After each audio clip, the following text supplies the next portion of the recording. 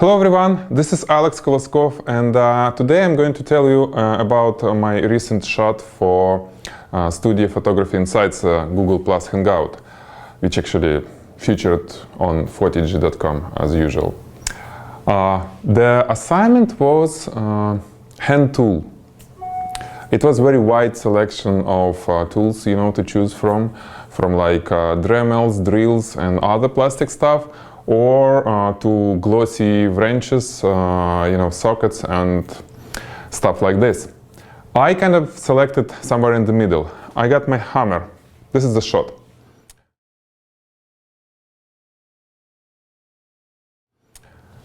We got a hammer. Let me show it to you.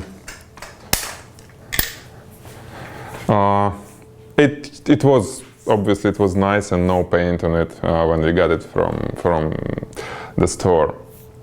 So you see the hammer is reflective. It's almost glossy, polished metal, which additional challenge, and I like this stuff, So we got this, and the idea was to put something controversial, unusual in one shot. Meaning hand tool and, let's say, splash, which, I like shooting liquid and splashes. And what can be unusual kind of added to the hammer? The opposite side of the world. The balloon, like this. What can be, what can connect this balloon and hammer? Maybe liquid splash, So that was the idea, and I got to Home Depot. Actually, I bought 3 hammers, different hammers, and we selected this one because it's blue. It has chrome surface, and it looked kind of sexy. So the first part of the shot was to shoot hammer itself.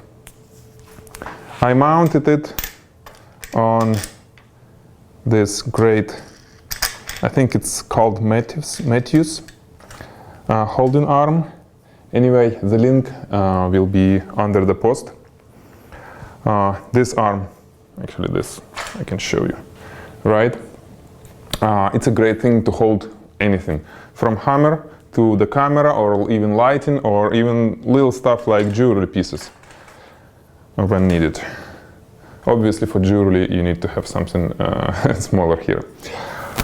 So we got hammer like this. Here is the camera. It was like this.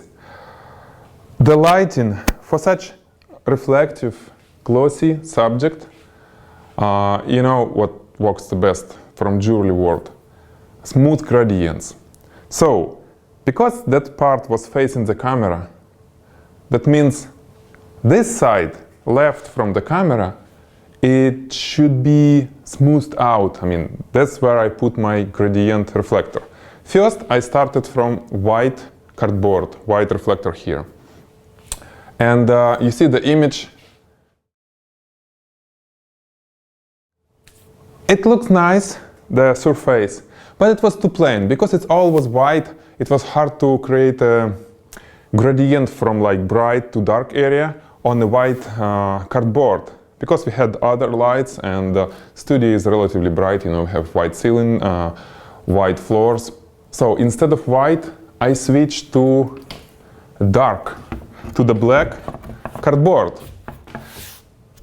And the trick is, when we use black cardboard, we still can make it white.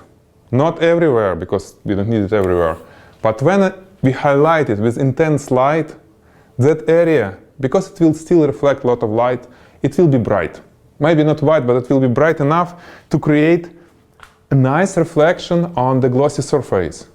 We remember, we never directly highlight glossy, reflective surfaces. There is no way we can highlight it.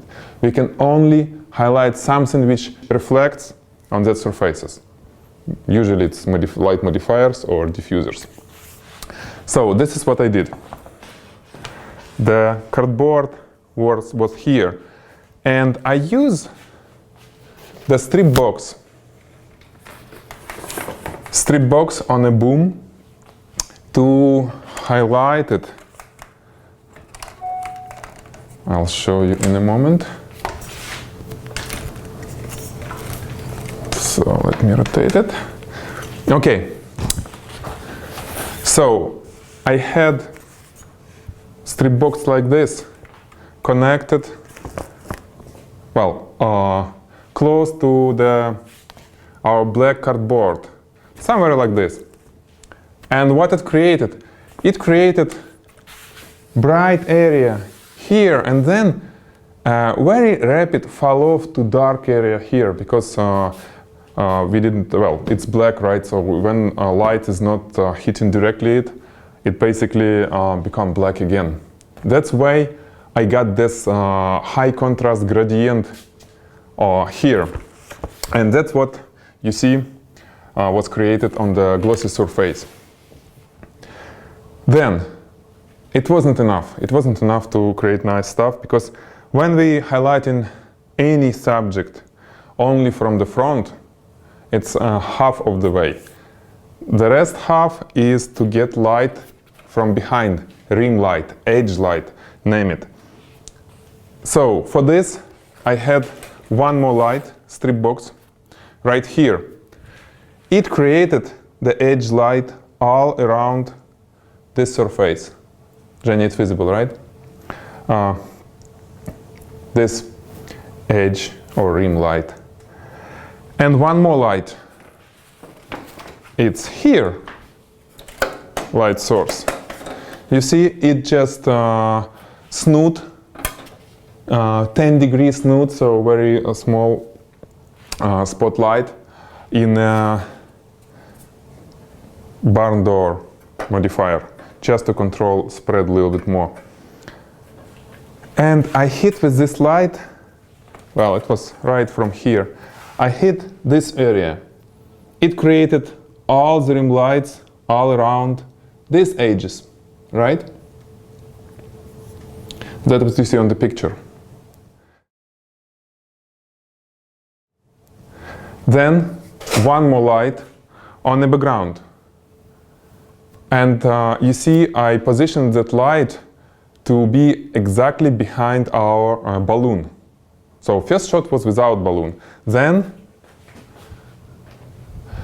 I added balloon.